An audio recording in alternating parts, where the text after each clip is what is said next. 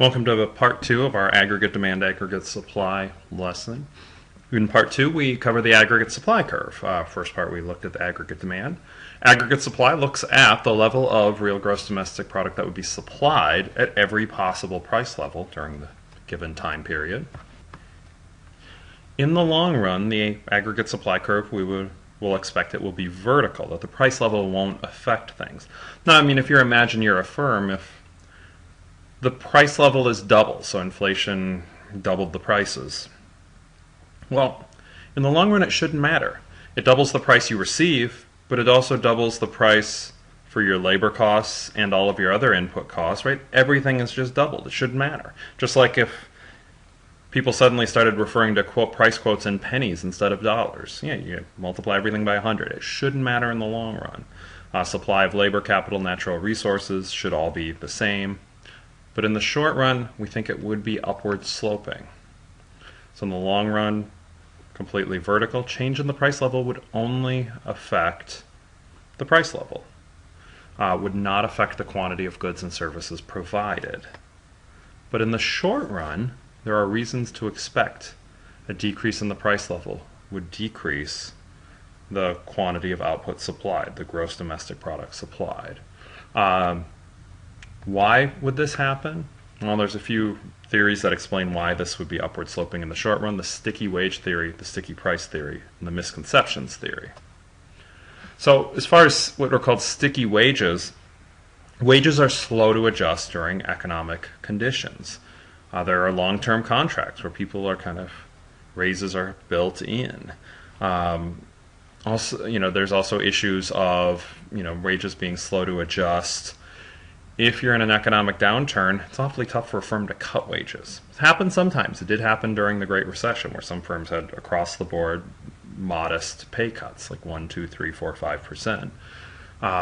But nominal wages generally are very slow to adjust for economic conditions. Long-term contracts can change things, social norms, there's notions of fairness. Nominal wages are often based on expected prices. So if the actual price level is different than the expected price level, you can have changes. So if all of a sudden you see prices going up dramatically, and a firm has a long-term contract where workers aren't getting a very big raise, right? You can see why the firm will want to produce more, right? They get a much better price for their output, but one of their big input prices, wages, isn't going up as fast. You can see why we would expect increased output. One reason the aggregate supply curve would be upward sloping in the short run. So if the price level is less than the expected, any price level increases, or if the price level is lower than what was expected, firms would have an incentive to produce less output, because wages were going up on some expected level. The price level doesn't match it. Well, they're getting a lower price, they're going to cut back output. But if the price level is greater than expected, firms have an incentive to produce more output. Now, you combine aggregate demand and aggregate supply together to analyze economic fluctuations, right? If got an equilibrium price level, equilibrium output, price level is on the y-axis, GDP is on the x-axis. The intersection is where we'd see the equilibrium price level and equilibrium output. So what are the steps for analyzing a fluctuation in the economy? Right? Decide whether some particular event is going to shift the aggregate demand or aggregate supply curve, or sometimes both are shifted by the same event. What direction will the curve shift? Use the diagram to determine the impact on output and the price level in the short run, and use the diagram of aggregate demand and aggregate supply to analyze how the economy moves from its new short-run equilibrium to its long-run equilibrium, and that is what we're about to cover in a moment. So if we have a contraction in aggregate demand, right, you have the long-run aggregate supply, short-run aggregate supply, and aggregate demand decreases. But aggregate supply self-corrects. So even if the government does nothing, aggregate supply has a self-correcting mechanism for our economy. So here we have a decrease in aggregate demand. Something caused the aggregate demand curve to decrease.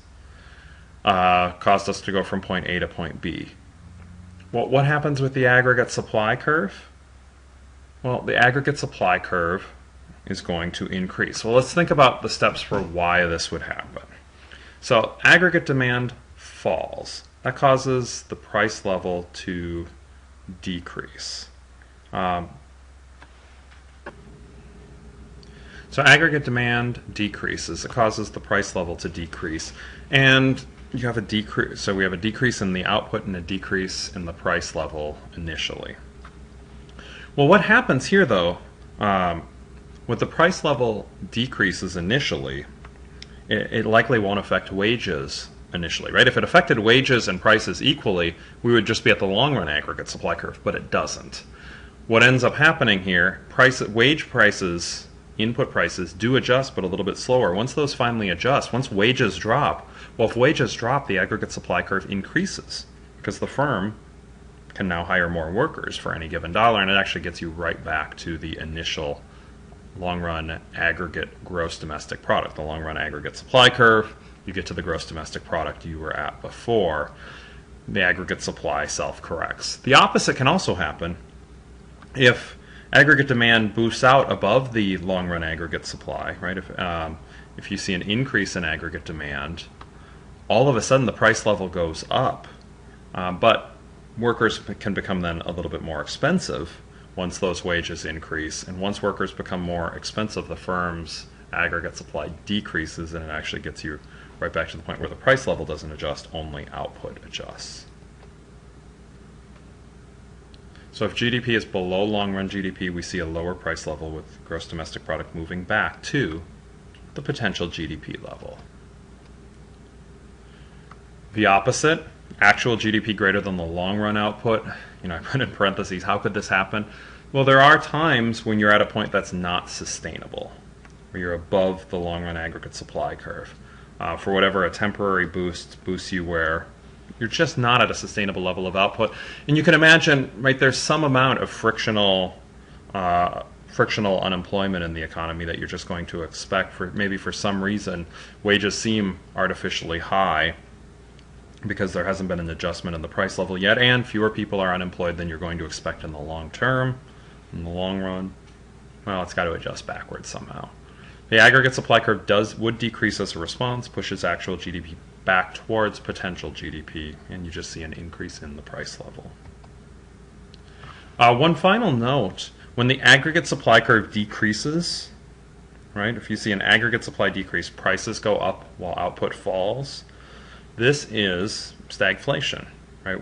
In the 1970s, there's the case where there's both inflation and unemployment that were high at the same time, called stagflation. That occurs when you see an aggregate supply decrease. Now, in the 70s, there were several reasons for it. A big one was energy prices went up a lot. And if energy prices increase dramatically, the aggregate supply will decrease, right? It's more expensive for firms to provide products. The input prices went up, which means prices have risen, and at the same time, output falls. So that's stagflation.